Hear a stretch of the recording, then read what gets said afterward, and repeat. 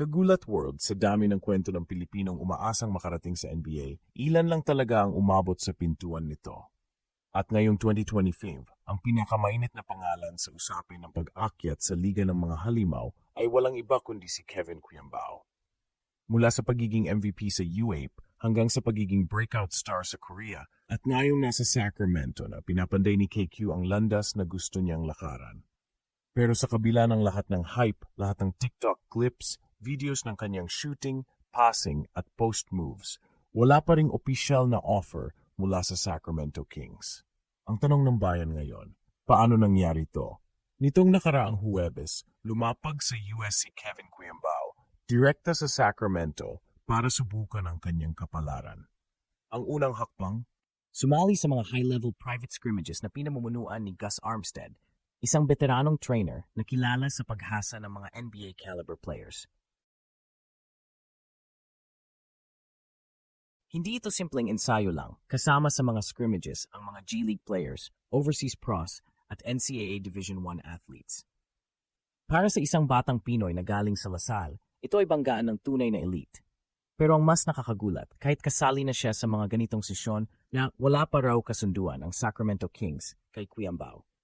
Ayon sa mga source ng Spin PH, walang katotohanan, at least for now, ang kumakalat na chismis na may pirma na si KQ. Pero yan ang hindi alam ng karamihan. Hindi umaasa si Kevin sa chismis. Umaasa siya sa trabaho. Kinabukasan ng kanyang pagdating, tumapak agad siya sa court, hindi kundi para magpakitang gilas. Isa sa kanyang mga unang nakatrabaho ay si Sam Luong, isang development coach na konektado sa Kings. Ang kanyang grupo, mga top-tier college athlete. At hindi doon nagtapos, kinabukasan pa mismo, sumalang siya sa speed at agility drills. Kasama ang dati niyang strength coach sa Lasal na si Miguel Aitona na lumipad pa patungong US para personal na asikasuhin ang kanyang training load. Walang biro, walang reklamo, trabaho lang.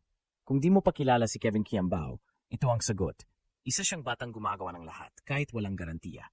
Kung titingnan natin, ito na siguro ang isa sa pinaka-underdog na NBA journeys na tumutok sa spotlight ng social media. Bakit? Kasi kahit trending si Kevin, hindi pa rin siya sigurado. Wala siyang pangalan sa mock draft. Hindi siya kabilang sa NCAA stars na dinadayo ng scouts. Pero kahit wala ang mga bagay na yan, meron siyang pinanghahawakan na mas mabigat, ang posibilidad na masalamin ng NBA kung ano ang tunay na Pilipino sa court. Ang tanong, sapat ba ang talent ni KQ para matawag na NBA caliber? Stat-wise, hindi mo may tatanggi ang epekto niya. Sa UAPE, siya ang MVP. Sa Korea, pinatunayan niya na hindi lang hype ang dala niya. Gumawa siya ng double-doubles, assisted his team, and even earned a 3-year contract extension. Sa Goyang Sono, naglaro siya sa harap ng Korean fans at sa ilalim ng mas mataas na expectation pero tumayo siyang mahinahon at epektibo. Kaya't ngayon nasa Sacramento siya, hindi para magbakasyon, kundi para sa isang last shot, isang pagsubok, isang panalangin. Kaso, kagulat world, hindi lahat ng pagsisikap ay sinusuklian agad ng pirma. Ayon sa Spin PH, malinaw, no official offer yet. Ang ibig sabihin nito, hindi pa siya bahagi ng Summer League roster. Hindi pa siya kasali sa kahit anong preseason program ng Kings. Ang meron lang siya, access sa gym, chance na makita ng mga assistant coaches, at ang posibilidad na sa mga susunod na araw, mapansin ng decision makers ang kanyang effort. Para bang reality show, live audition, walang producer, walang script, lahat ng kilos mo, titingnan kung sapat. Walang Pinoy privilege, walang Asian boost. Kung gusto mo makapasok, kailangan mong paluin ang langit. Sa mga mata ng mga fans, hindi ito makatarung. Bakit si Hansen yan? 16th pick na agad. Mas kumpleto si Kuyambao. Bakit parang laging mas may bentaha ang iba? Hindi natin masisisi ang ganitong reaksyon. Dahil para sa atin, bawat galaw ni KQ ay hindi lang para sa sarili niya, para ito sa milyon-milyong batang Pinoy na nangangarap ding makarating sa NBA.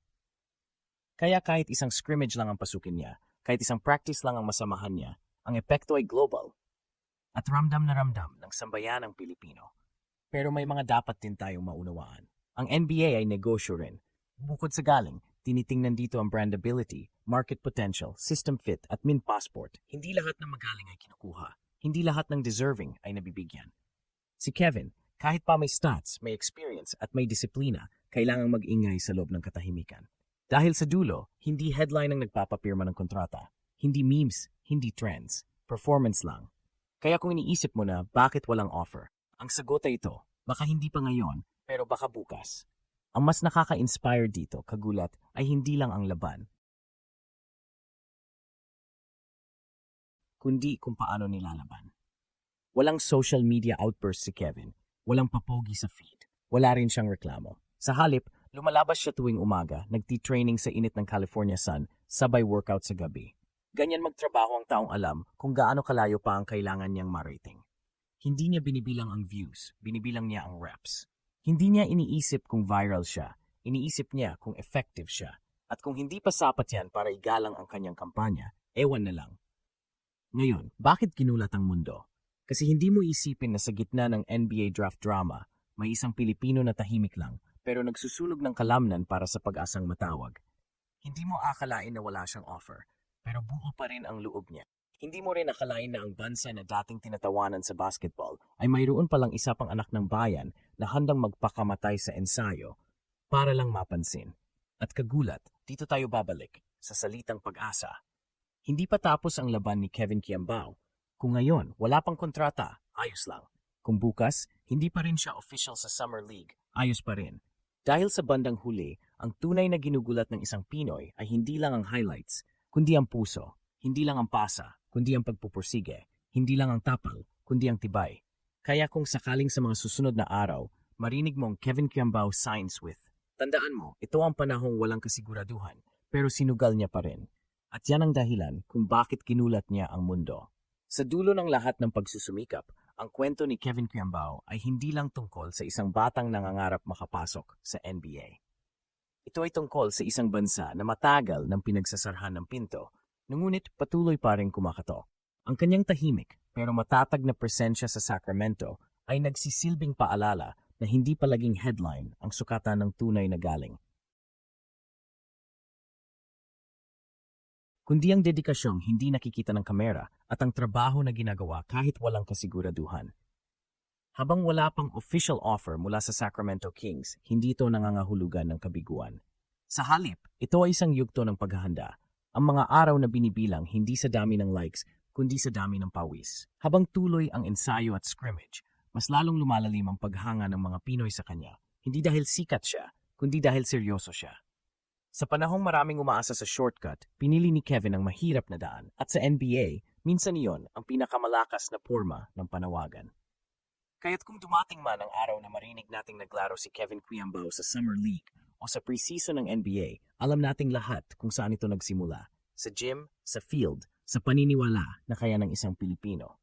At kahit ngayon pa lang, masasabi nating ginulat niya na ang mundo, hindi sa ingay, kundi sa katahimikan na punong-puno ng paninindigan.